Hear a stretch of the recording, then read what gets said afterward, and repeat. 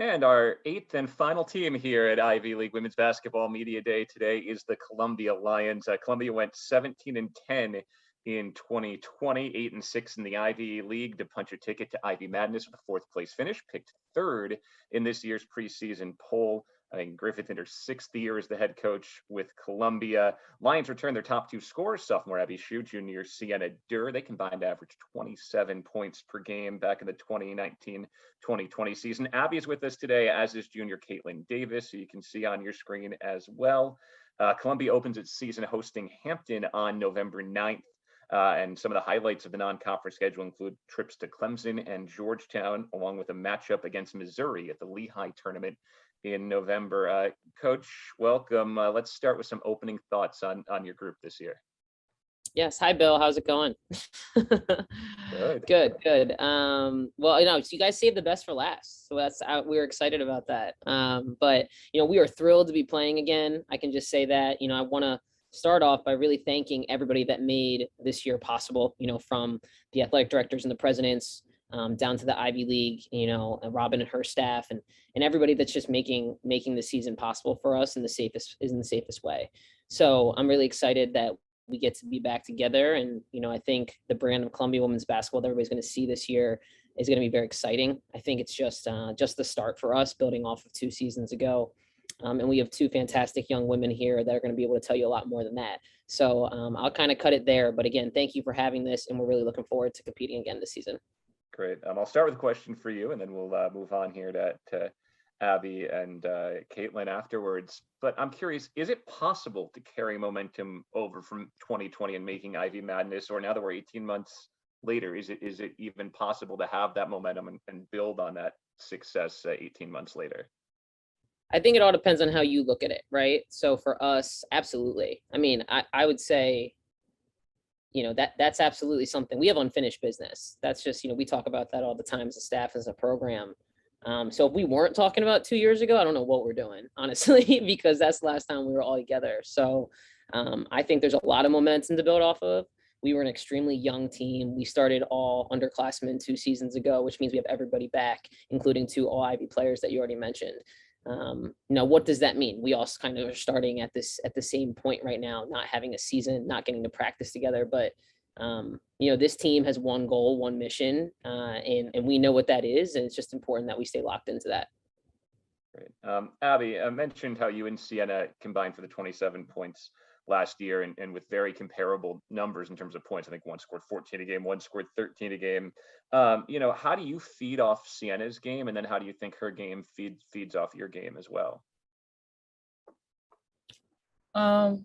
Yeah, so here we have to say, we're all energy givers, we're not just focused on ourselves. We're always trying to lift each other up. So, not with just Sienna, but anyone who I play with on this team, I feel like they're always encouraging me and I have their back as well. So it's fun playing with this crew.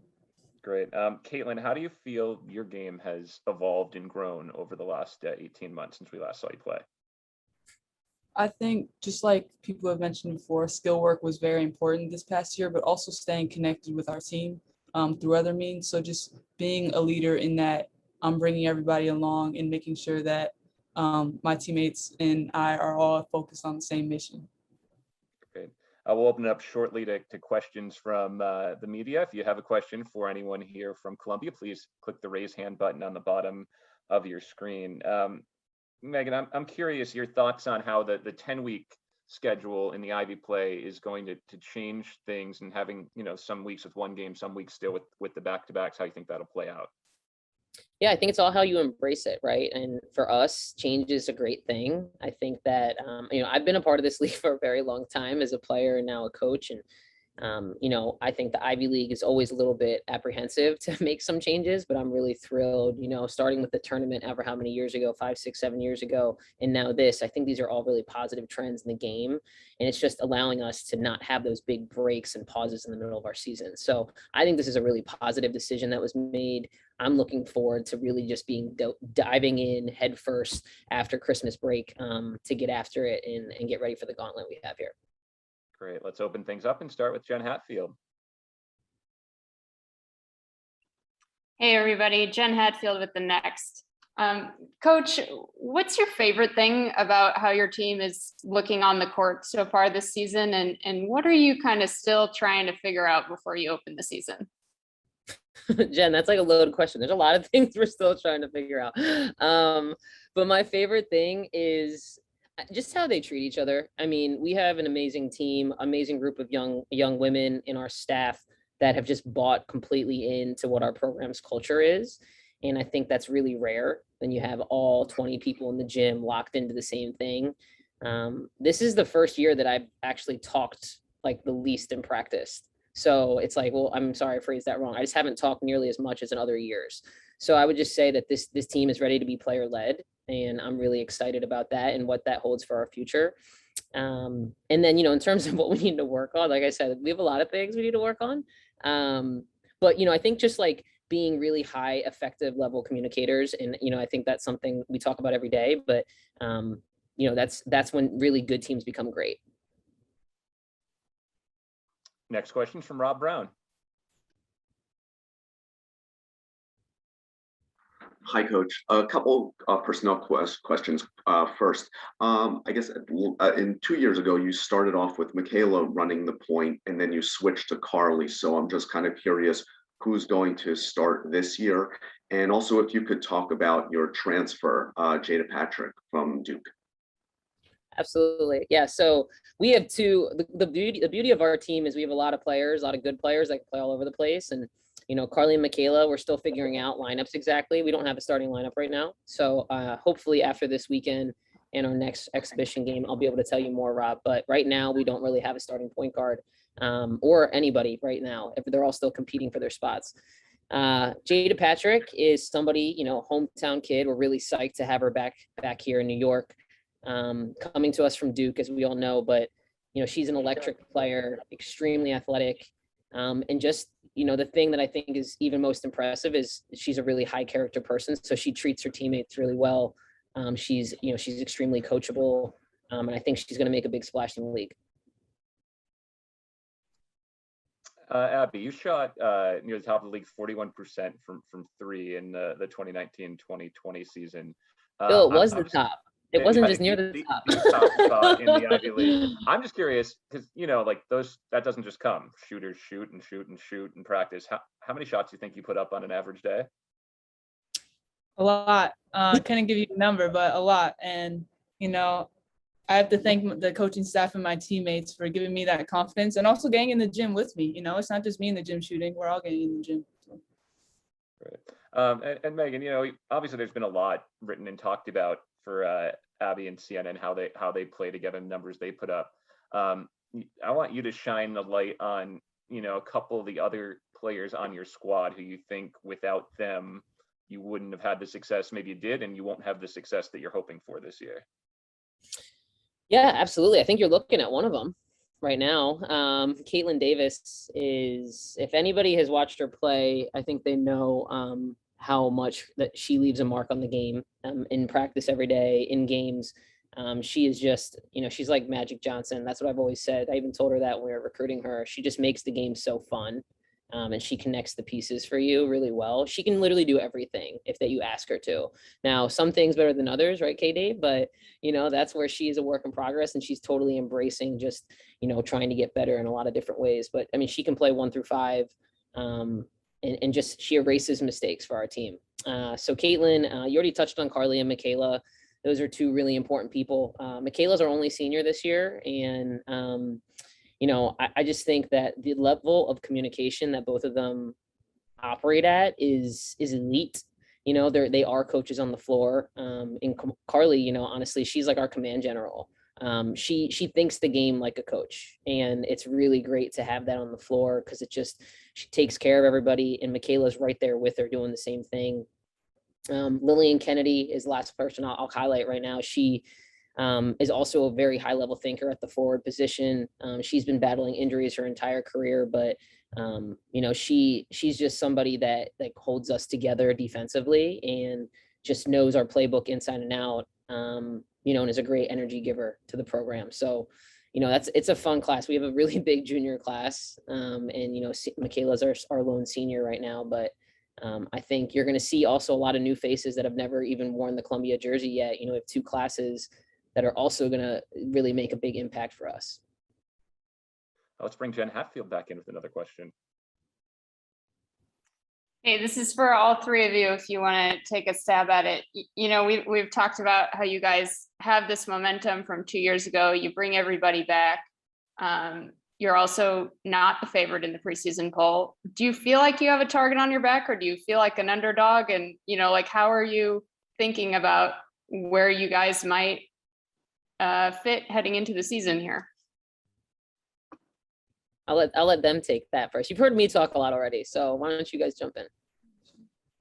I'll just say that's not our main focus right now. I think we're just our main focus is growing as a program every day, And yeah, if you want to carry off that, if you have anything, absolutely. We're just focused on each day and taking it one day at a time. So what happens in March happens in March, but right now we're focused on us right now. I'm not going to let you guys off the hook that easily. Do you still have are you still playing with that chip on your shoulder? Do you feel like you're getting the respect that you deserve at this point? I mean, we're always going to play with the chip on our shoulder regardless. So if that answers that question. Yeah. Great. We're going to bring Rob Brown back in with another question as well. Hi, Coach. I'm actually thought, my first question was going to be like Bill's, with that idea of a billboard material from the third spot. But I'm curious, in the past you've mentioned, and you even did today, about that idea of having a player-led team, especially in game situations. Were you worried with the year away that was going to be something that needed time to develop?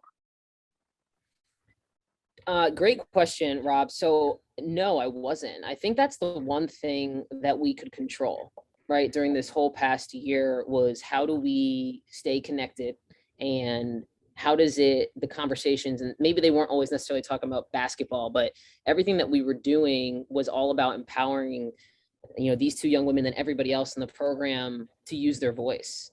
And I think the more that we learn how to connect with each other through communication versus just talking, is how we actually became even more connected in this virtual space.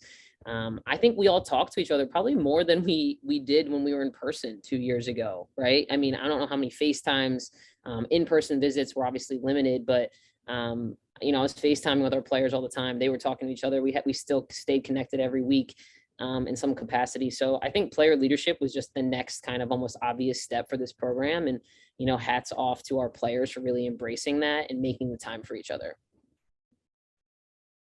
Coach, did you plan this non-conference schedule with trying to put your team in some tough spots in mind? Having the road games at Clemson and Georgetown, you'll see a SEC team in Missouri in the non-conference. Are you hoping to get in some spots where you have to deal with adversity, handle adversity, and see how you respond?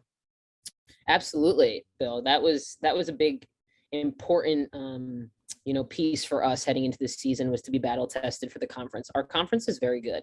Our coaches have done a great job to bring in high quality players to the league. And, I know we all say this, but, it's really hard to get good non-conference opponents. So we were lucky to be able to nail some of these people down early. And I'm excited to see what we can do. I think the goal of non-conference is to prepare you as best as possible for March, right? And that was the goal with how we scheduled this year. Great. And finally, going to end it with one for Caitlyn. If this team has an identity, what do you think the identity of this group is, or are you still working to find that identity?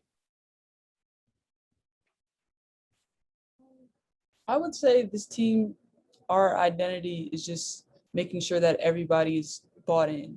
I think every day we're working on that and just focusing on the goal at hand that day.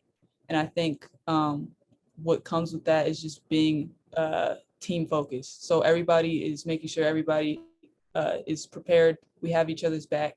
And I think our identity is really just being a solid team, team oriented. Great. Well, Megan, Abby, Caitlyn, really appreciate the time. Best of luck getting the season going in less than 3 weeks here against Hampton. Thank you. Thank you. Thank you, Bill. Columbia Lions picked third in the preseason poll. Start the year November 9th against Hampton. Start Ivy League play on January 2nd. Again, that wraps up Ivy League Women's Basketball Media Day. Appreciate all of you joining us throughout the course of the last few hours.